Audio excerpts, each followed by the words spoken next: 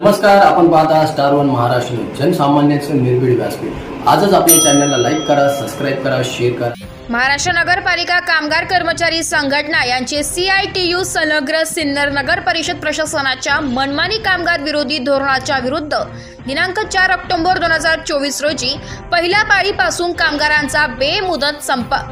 सिन्नर नगर परिषद मधील सर्व कंत्राटी कामगारांना सर्वोच्च न्यायालयाच्या निकालानुसार तमाम कामाला समान वेतन व लाभ लागू करा। तोपर्यंत महाराष्ट्र राज्य शासनाच्या किमान वेतन अधिनियमानुसार किमान वेतन त्वरित लागू करा। सिन्नर नगर परिषद मधील सर्व कामगारांना युनिफॉर्म, गनवूड, झाड, हँडग्लोव्स, फावडे इत्यादींसह सामाजिक सुरक्षा लागू करा। सिन्नर नगर परिषद मधील सर्व कामगारांना PF, ESIC त्वरित लागू करा। सिन्नर नगर परिषद मधील घंटागाडी वाहन नादुरुस्त असल्यामुळे कामगारांना काम करण्यात अडचणी येतात। सर्व घंटागाडी वाहन त्वरित दुरुस्ती करा। गर्भ महिला कामगारांना महिन्याचे 26 दिवस काम दिले पाहिजे। सर्व सफाई कर्मचाऱ्यांना दरवर्षी बोनस ऑफ वेळेस ऍक्ट नुसार बोनस मिळाला पाहिजे। सर्व कामगारांना सणाच्या सुट्ट्या देण्यात याव्या। सर्व कामगारांना दर महिन्याच्या 7 तारखेच्या आत पगार मिळाला पाहिजे। अशा विविध मागण्यांसाठी काम बंद आंदोलन करण्यात आले। स्टार वन महाराष्ट्र न्यूज साठी प्रतिनिधी अमीन सय्यद, सिन्नर, नाशिक। आज या ठिकाणी सिन्नर नगरपालिकेच्या साफसफाई कामगारांनी चिटुप्रणित अखेरी संघटना या ठिकाणी काम बंद आंदोलन खोरलेलं आहे।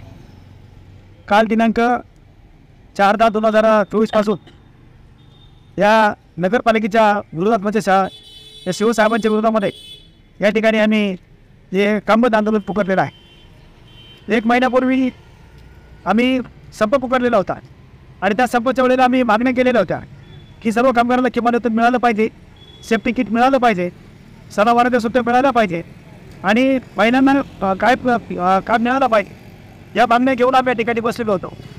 या नाशिक लोकसभा मतदारसंघाचे लाडके खासदार आदरणीय राजेभाऊ वाजे याच पद्धतीनं या तालुक्याचे लाडके आमदार आदरणीय माणिकराव कोकटे यांच्या सुकन्या श्रीमती कोकटे या ठिकाणी कामगारांना पाठिंबा दिला आणि कामगारांच्या पाठी भक्कमपणे उभं राहण्याचं आश्वासन दिलं आहे। त्याच पद्धतीनं राजेभाऊ वाजे या ठिकाणी आले, शिवशी बोलले आणि त्यांच्याकडनं 1 महिन्याची मुदत ठेवून देखील आश्वासन आम्हाला दिलं आणि ते आश्वासन त्या भरोशावरती आणि राजेभाऊच्या शब्दावरती विश्वास ठेवून आणि या ठिकाणी आंदोलन घेतलं आणि काम सुरू केलं आणि त्या 1 महिना वाट बघितली। 1 महिना वाट बघितल्यानंतर संपूर्णपणे आमच्या त्या ठिकाणी निराशा झाल्या की या संपूर्ण या शिवसाहेबांनी देशामध्ये कुठल्या प्रकारचं लक्ष दिलं नाही आणि संपूर्णपणे कामगारांना ज्ञानाची टोपी दाखवली आणि नाविलानच तो आम्हाला पुन्हा कालपासून या संपावरती उतरण्याची वेळ आलेली आहे। या ठिकाणी काल राजेभाऊ वाजेंनी शिवसाहेबांना फोन केला की तुम्ही या कामगारांचा प्रश्न हाती घ्या, या कामगारांना ठीक द्या की तुम्ही किमान वेतन सुरू करणार आहे आणि किमान वेतन 1/10/2024 पासून लागू करणार दृष्टी द्या आणि आम्ही त्या पद्धतीने आम्ही काम सुरू करतो।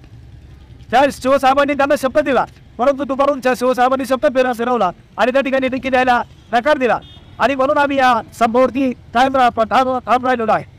जोपर्यंत आम्हाला किमान वेतन मिळत नाही, सेफ्टी किटचा प्रश्न सुटत नाही, आमच्या महिलांना कायम काम मिळत नाही, या सर्व आमच्या मागण्या आहेत, या मागण्या पूर्ण होत नाही तोपर्यंत आम्ही या संपावरतून माघार घेणार नाही असं आम्ही दिलेलं आहे।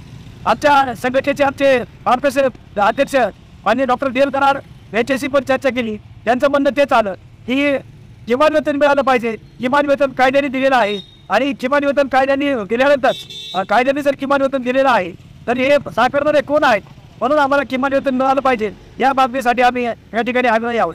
आज आम्ही वाढ बघतोय की शिवसाहेबांनी या ठिकाणी यावं, आम्हाला शब्द द्यावा आणि किमान वेतनाबद्दल आम्हाला त्यांनी शाश्वती द्यावी। आम्ही काम सुरू करायला तयार आहोत, आम्हाला काम बंद करण्याची हौस आलेली नाही। म्हणून मला या ठिकाणी शिवसाहेबांना इशारा द्यायचा आहे की साहेब तुम्ही झोपेचं सोडून घेतलेले ते बाजूला करा आणि या कामगारांच्या समोर या, कामगारांना किमान वेतन लागू करा आणि या सिन्नर शहराची जी साफसफाई थांबलेली आहे ही साफसफाई सुरू करा। हे संपूर्ण तुमच्या हातामध्ये आहे, याची कृपया नोंद घ्यावी आणि त्या ठिकाणी जर शिवसाहेब समोर आले नाहीत आणि त्यांनी जर काही निर्णय घेतला नाही तर हे काम किती दिवस बंद राहील हे आम्ही तुम्हाला सांगू शकणार नाही। जोपर्यंत आमच्या हातामध्ये आमच्या पदरामध्ये किमान वेतन पडत नाही तोपर्यंत आम्ही काम सुरू करणार नाही असं या ठिकाणी सांगतो। धन्यवाद।